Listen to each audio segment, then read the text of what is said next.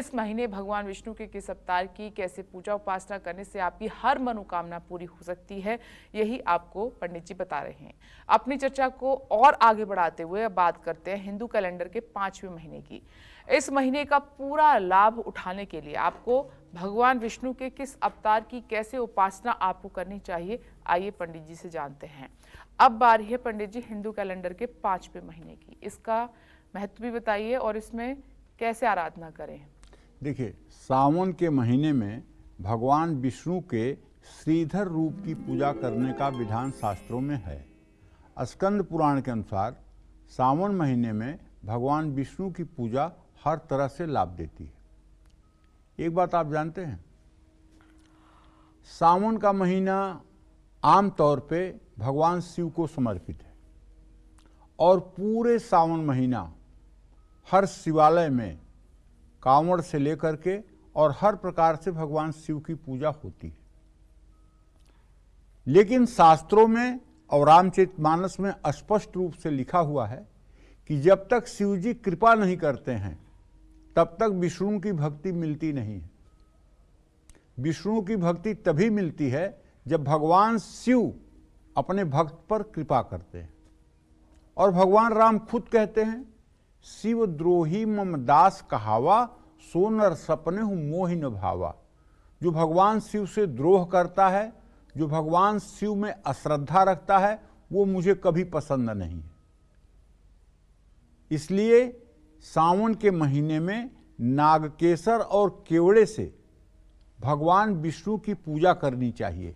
ऐसा करने से मुक्ति मिलती है। सावन के महीने में घी और शक्कर के पुए बनाकर लोगों को खिलाना चाहिए। सावन मास में भगवान विष्णु को तुलसी की माला अर्पित करनी चाहिए। इस मास में माँ लक्ष्मी के साथ भगवान विष्णु की पूजा करने से संतान सुख की प्राप्ति होती है। सावन के महीने में भगवान विष्णु की पूजा करने से मनोकामना पूर्ण होती है और निरोगी काया प्राप्त होती है। इस मास में जो लोग भगवान विष्णु की पूजा मंदिरों में जाकर के करते हैं, साथ ही साथ भगवान शिव की भी पूजा करते हैं, ऐसे लोगों के भाग्य में चार चांद लग जाता है।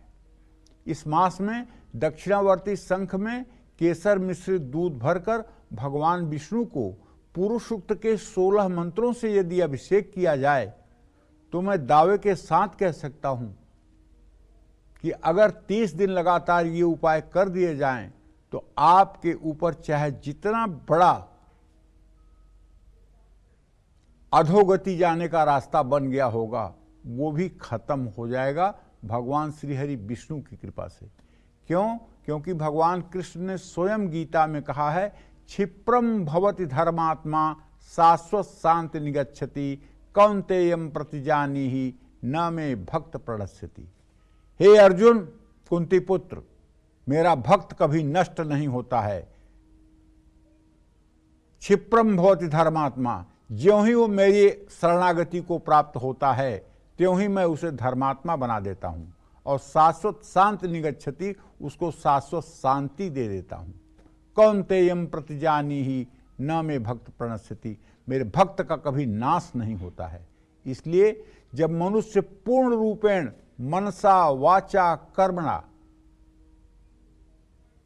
तीनों प्रकार से प्रभु की शरणागति ले लेता है तो प्रभु उसको स्वीकार कर लेते हैं और उसकी रखवाली करते हैं। ताकर सदा करहु रखवारी, जिम बालक राखई महतारी। जैसे छोटा बच्चा जब चलना शुरू करता है तो माँ दोनों हाथ उसके दोनों तरफ करके चलती है, झुक करके माँ चलती है। बच्चा दाहिने गिरेगा तो दाहिने हाथ से संभाल लेगी, बाएं गिरेगा तो बाएं हाथ से संभाल लेगी। बच्चे को चलना सिखाती है माँ।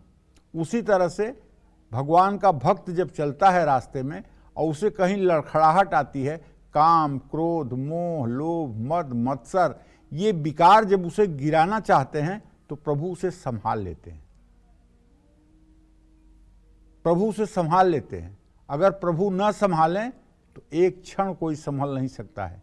अगर किसी के मन में ये अहंकार हो कि नहीं मैं तो स्वयं संभला हुआ हूं, तो बस मिथ्या है। फिर प्रभु ही संभालते हैं और प्रभु ही आपको सही रास्ते पर आगे बढ़ाते हैं। सिर्फ आप सही रास्ते पर चलने का प्रयास करें, उसके बाद प्रभु संभाल लेंगे। ये उनकी जिम्मेदारी है। जय मां विंध्यवासिनी।